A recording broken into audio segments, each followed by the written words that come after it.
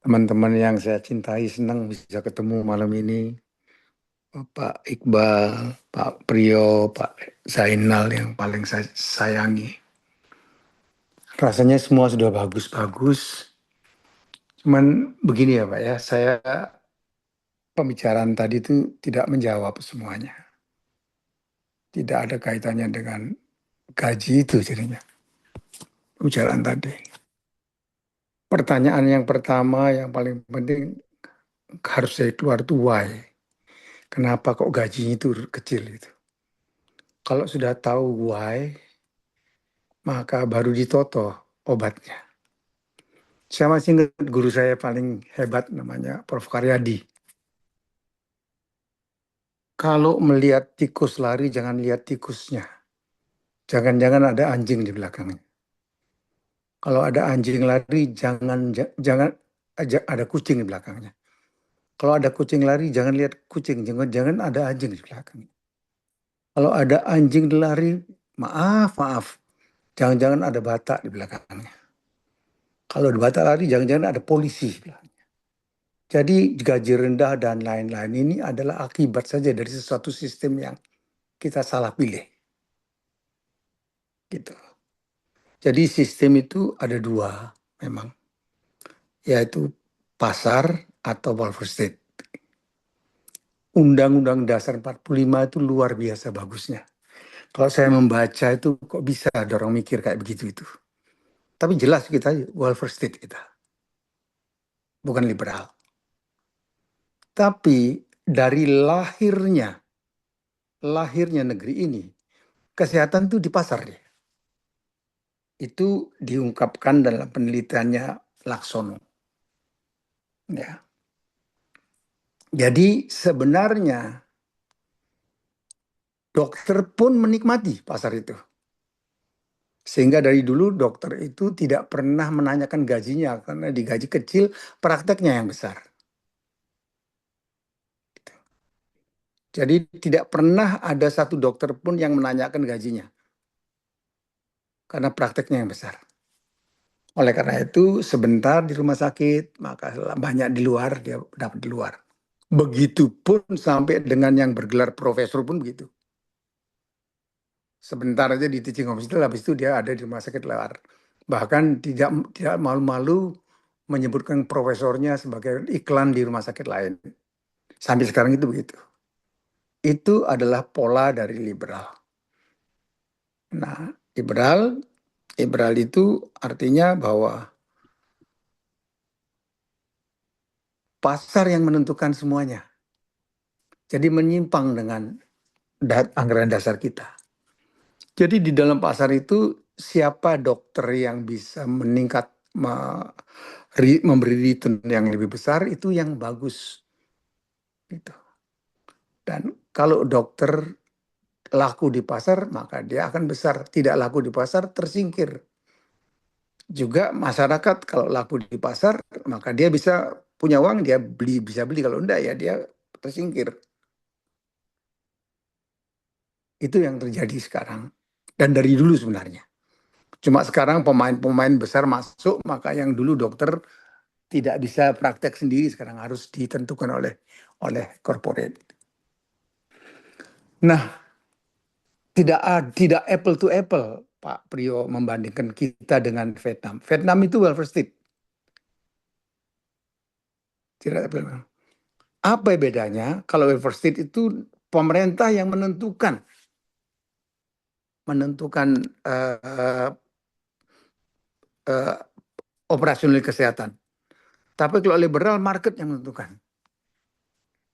Nah, ini yang sebenarnya yang terjadi. Oleh karena itu tahun 2011 saya datang ke Mahkamah Konstitusi untuk menolak liberalisasi. Waktu itu setelah saya menulis buku dengan Pak Zainal dan saya juga melaporkan pada ID, nggak bisa, kita mesti kembali ke welfare state.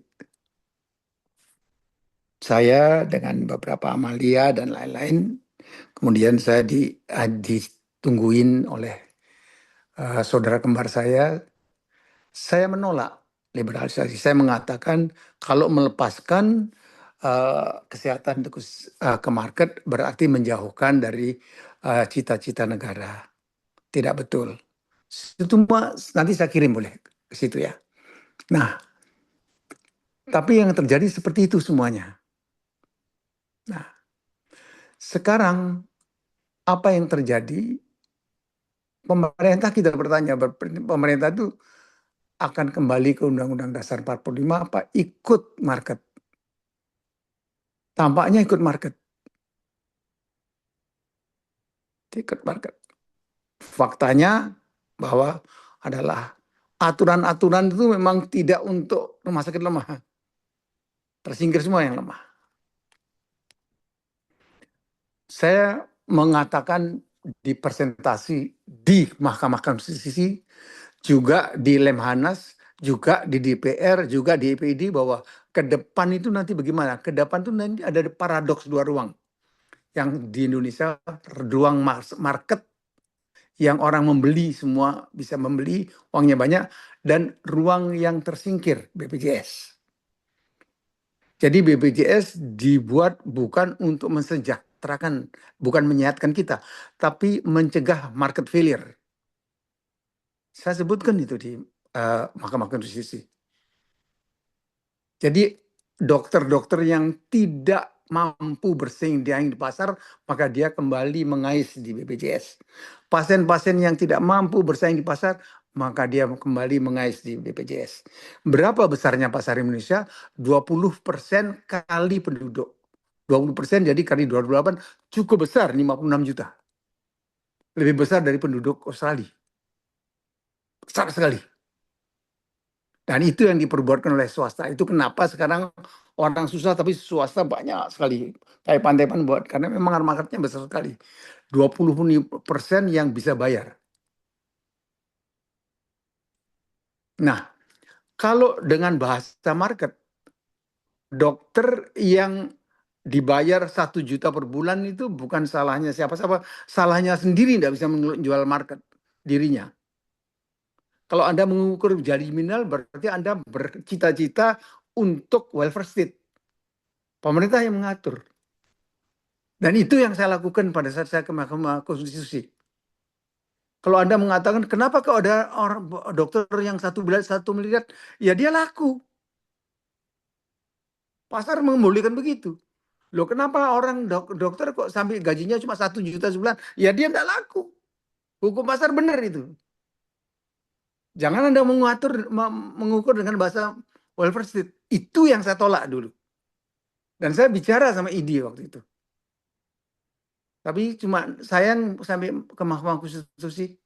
Saya masih simpen kok slide-nya saya di Mahkamah Konstitusi.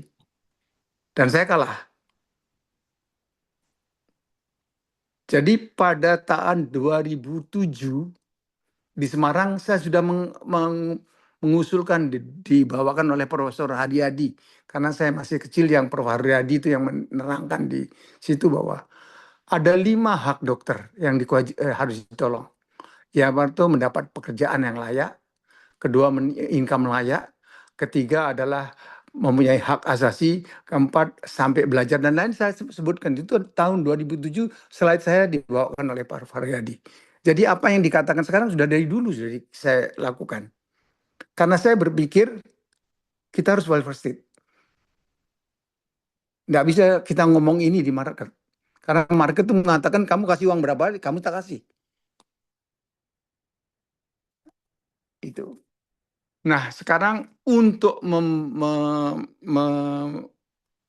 membalikan pada hak rakyat gaji yang layak, maka kita harus masuk ke welfare state. Atau kedua adalah ID berubah menjadi syarikat pekerja. Dan itu sudah saya usulkan berkali-kali. ID reborn itu adalah trade union. Coba dibukalah di sejarah. Jadi kalau kita tidak bisa menjadi welfare state, maka kita harus jadi trade union yang melakukan demo itu semua trade union itu. Anggaran dasarnya bisa gitu. Kalau anggaran dasar di ID bukan untuk trade union kok, dia advocacy. Kalau advocacy itu boleh didengar, boleh enggak. Jadi tidak pada tempatnya kita berdemo.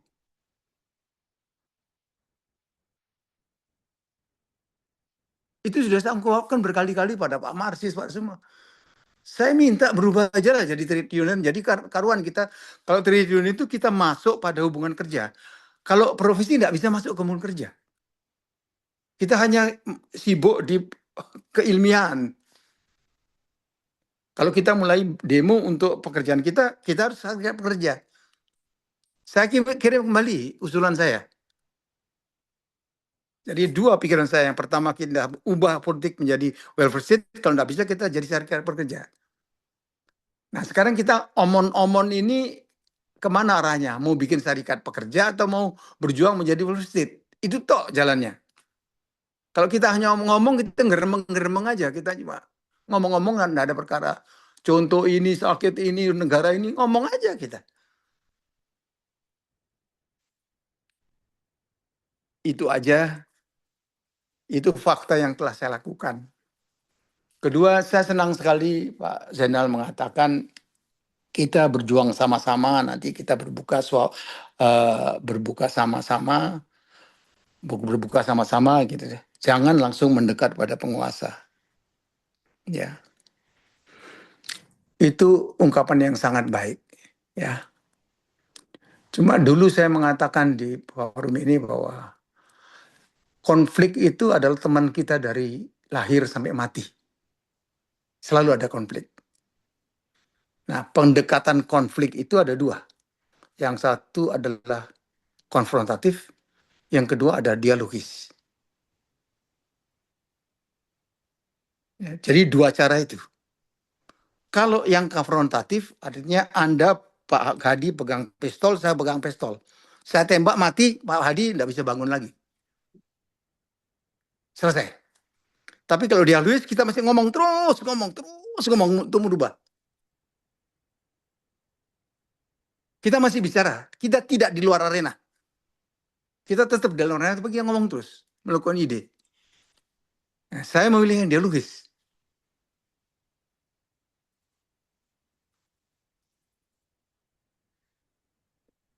Kalau sudah di luar arena, kita tidak bisa mengapa-apa. Tidak bisa kita ngomong main bola kalau kita di pinggir arena kok.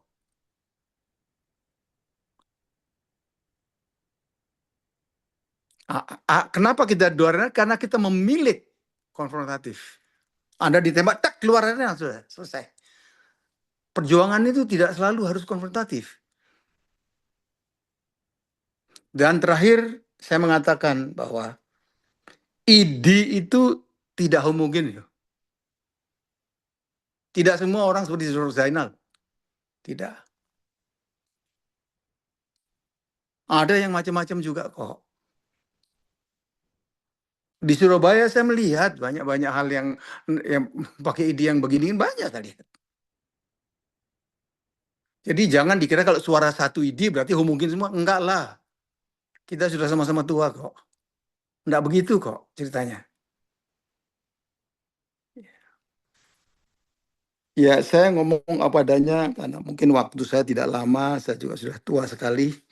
Tapi apa yang saya kerjakan, saya confirm sama apa yang saya tahu, apa yang saya lakukan.